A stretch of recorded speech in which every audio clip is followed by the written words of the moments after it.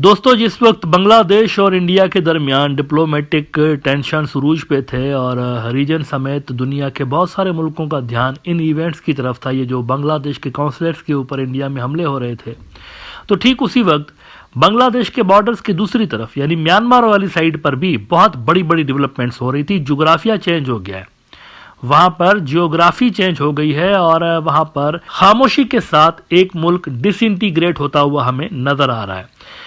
Myanmar की बर्बादी का आगाज उस दिन से लेकर शुरू हो गया था जब बेगुनाह मजलूम रोहिंग्या मुसलमानों को वहां पर मारा गया, उन्हें अपने घरों से निकाला गया। उसी रोज असल में म्यांमार के जो एक्टर्स हैं, जितने भी हैं वहां पे मुख्तलिफ एक्टर्स हैं, वहां पर मुख्तलिफ रेबेल ग्रुप्स हैं, मिलिट्री जनता है, इन्होंने अपने हाथ से ही अपने मुल्क की बर्बादी का आगाज शुरू कर दिया था।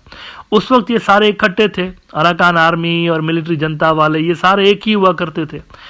लेकिन उसके बाद हालात कुछ ऐसे बिगड़े म्यांमार के अंदर कि फिर संभलने का नाम ही नहीं लिया उन्होंने। इस वक्त डिफेक्टो म्यांमार के अंदर कई सारे मुल्क बन चुके हैं और रिसेंटली जो बहुत बड़ी डेवलपमेंट हुई है वो ये हुई है कि एक मुल्क के साथ म्यांमार की पहले सरहद लग रही होती थी, म्यांमार की पहले बाउंड्री लग रही होती थी, लेकिन अब वो बाउंड्री चेंज हो गई है। मैं बात कर रहा हूँ बांग्लादेश की। बांग्लादेश के साथ म्यांमार का बॉर्डर लगता था और उस बॉर्डर के ऊपर म्यांमार की मिलिट्री खड़ी हुई होती थी। लेकिन अब यह हुआ है कि वो जो बॉर्डर था पूरा का पूरा अराकान आर्मी के जो गैंग्स हैं उन्होंने अपने कब्जे में ले लिया है। मेरे ख्याल से 270 किलोमीटर से ज्यादा का बॉर्डर है और पूरे बॉर्डर पर अब अराकान आर्मी का कंट्रोल हो गया है।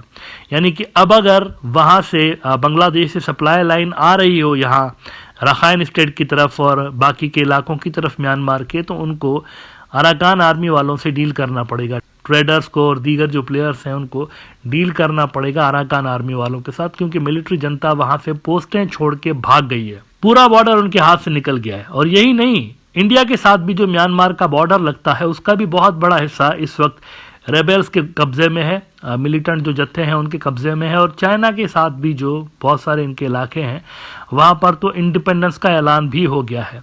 अच्छा, वो डिफरेंट है, लेकिन वो चाइनीज नस्ल के आप कह सकते हैं, उन्हीं की नस्ल के लोग हैं, एक ही जैसी जबान भी बोल रहे होते हैं। बहुत सारे गैंग्स ऐसे हैं जो कि वहां पर चाइना के बॉर्डर के पास रहते हैं म्यांमार के अंदर। अभी जो रिसेंटली लड़ाई हुई है जिसमें मिलिट्री जनता के हाथ से पूरा का पूरा म्यांमार बांग्लादेश बॉर्डर निकल गया है, उस लड़ाई के अंदर Arakan Rohingya army, Arakan Rohingya salvation army और रोहिंग्या सॉलिडारिटी ऑर्गेनाइजेशन ये भी मिलिट्री जनता के साथ थे। लेकिन अराकान आर्मी वाले जो हैं वो इनको सबको डिफीट करने में इस वक्त कामयाब हुए हैं। असल में अराकान आर्मी अकेली नहीं है। यहाँ पर आपको गुज़िश्ता साल अक्टूबर में होने वाली बहुत बड़ी डेवलपमेंट के बारे में मैंने आपको बताया था कि जब मुख्तलिफ तंजीमों ने मिलकर वहां पर ब्रदरहुड अलायंस बना लिया था वहां पर, तो अराकान आर्मी भी उस अलायंस का हिस्सा थी। और फिर इस ब्रदरहुड अलायंस ने ऑपरेशन 1027 गुज़िश्ता साल अक्टूबर में लॉन्च किया और तब से लेकर इन्होंने बहुत बड़ा इलाका मिलिट्री जनता के हाथ से छीन लिया है। CNN ने रिपोर्ट किया है, rebel group claims to have taken control of Myanmar's border with Bangladesh in grinding civil war. और इसमें वो कहते हैं कि one of the most powerful ethnic minority armed groups battling Myanmar's army has claimed the capture of the last army outpost in the strategic western town in Mangda, gaining full control of the 271 kilometer long border with Bangladesh. The capture by the Arakan army makes the group's control of the northern part of Rakhine state complete and marks another advance in the bid for self rule there. अच्छा, पहले भी Rakhine state का एक बहुत बड़ा इलाका इनके कब्जे में था। ये मिलिट्री जनता ने जो मार खाई है, असल में तो मिलिट्री जनता ने मार इस वजह से खाई है क्योंकि मिलिट्री जनता की सप्लाई लाइन नहीं थी। यहाँ पर इस इलाके के अंदर उनकी सप्लाई लाइन नहीं थी। रखाइन स्टेट का बड़ा इलाका और चिन स्टेट का भी बड़ा इलाका, चिन इसके बाजू में है, दोनों का बड़ा इलाका अराकान आर्मी वैसे ही कंट्रोल करती है। तो वहां तक जाने के लिए, बॉर्डर तक जाने के लिए जाहिर सी बात है हथियार चाहिए होंगे वहां पर और दीगर जो लड़ने के लिए जरूरी साजो सामान है वो चाहिए होता है। वो जा नहीं रहा था। अब जब वो नहीं जा रहा था तो इनके पास शॉर्टेज थी मिलिट्री जनता वालों के पास। एज अ रिजल्ट ये हार गए हैं, जबकि वहां ऐसा कोई इशू नहीं था। अराकान आर्मी वालों के पास समुंदर का जो पोर्ट का भी काफ़ी इलाका है वो उन्होंने अपने कब्जे में ले लिया हुआ। इस तरह की इतलात आती रही हैं कि इनके पास इसी रास्ते से, समुद्री रास्ते से भी हथियार आ रहे हैं। Now this is a huge blow मेरे ख्याल से, और नियर फ्यूचर में बहरहाल पॉसिबल नज़र नहीं आ रहा कि इतनी पूरी की पूरी स्टेट को कमज़ोर मिलिट्री जनता जो म्यांमार की है वो रिकवर करवा लेगी। नियर फ्यूचर में कम से कम नज़र नहीं आ रहा। इसीलिए बांग्लादेश के लिए ज़रूरी यही है कि वो अराकान आर्मी वालों के साथ भी निगोशिएशन स्टार्ट करे। जो रोहिंग्या की वापसी का मरहला है उसमें मेरे ख्याल से अब अराकान आर्मी प्लेयर बन चुकी है। ग्राउंड रियलिटीज़ यही बताती हैं कि वो भी एक प्लेयर है यहाँ पर, क्योंकि आप उनसे बात करते हैं जिनका ग्राउंड पे कोई असर हो। अगर आप इस वक्त कहते हैं कि हम मिलिट्री जनता वालों के साथ बात करते हैं रोहिंग्या की वापसी के लिए, तो मिलिट्री जनता वालों के पास तो रखाइन स्टेट रही नहीं है, वहाँ पर तो दूसरा ग्रुप आके बैठ गया है असल में। तो ये ज़्यादा मामला और भी कॉम्प्लिकेटेड हो गया है रोहिंग्या की वापसी के हवाले से। अब यहाँ पर अगर अराकान आर्मी वालों के साथ बातचीत नहीं होती तो ये मामला आगे नहीं बढ़ेगा। फिर तो बांग्लादेश को वेट ही करना पड़ेगा कि जब मिलिट्री जनता दोबारा अपने इलाके वापस ले तो फिर इनसे कोई बात की जाए। लेकिन अगर अराकान आर्मी वालों के साथ बांग्लादेश इंगेज होता है तो उनकी कंडीशंस ऑब्वियसली ऐसी होंगी जो कि कंट्रोडिक्ट कर रही होंगी मिलिट्री जनता की पोजीशन के साथ। सच है वो रिकॉग्निशन चाहेंगे बांग्लादेश से कि आप हमें लेजिटिमेट ग्रुप रिकॉग्नाइज कर लें। अब इससे मजीद वो जियोपॉलिटिकल कॉम्प्लिकेशंस पैदा हो सकती हैं, क्योंकि इनको चाइना, रशिया समेत कोई भी बड़ी ताकत जो यहाँ रीजन में कहीं ना कहीं मौजूद है, रशिया भी वैसे कहीं है यहाँ पे, रशिया के भी वेपन्स वगैरह आपको नजर आते हैं इस इलाके के अंदर, तो उन्होंने भी इनको रिकॉग्नाइज नहीं किया हुआ। लिहाजा बांग्लादेश अपनी तरफ से ऐसी कोई पॉलिसी नहीं बना सकता। रीजन के बाकी मुल्कों को देखकर वो कोई पॉलिसी इस तरह की डिजाइन कर सकते हैं।